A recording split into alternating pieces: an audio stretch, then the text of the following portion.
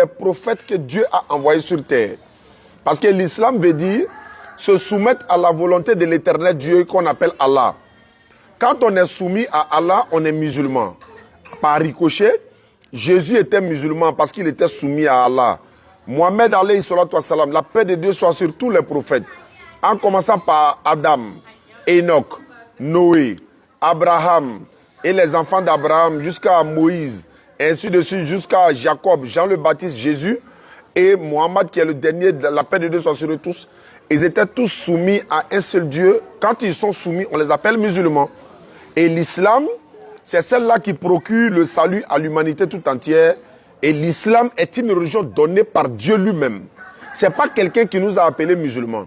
Ce n'est pas Mohammed sallallahu alayhi wa sallam qui nous a appelés musulmans.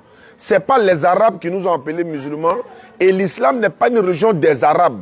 L'islam n'est pas une religion des Djoulas. L'islam est une religion universelle. Toute ethnie, toutes les races du monde se trouvent dans l'islam parce que c'est la soumission à la volonté de Dieu. Et le musulman, il doit adorer son Seigneur 5 fois par jour sur ordre de son Seigneur lui-même. Et le musulman ne prie pas quand il veut, comme il veut. C'est-à-dire de la manière qu'il veut. Il ne se procède pas n'importe comment parce que c'est une religion ordonnée. Et c'est cette religion-là que tous les prophètes ont enseigné.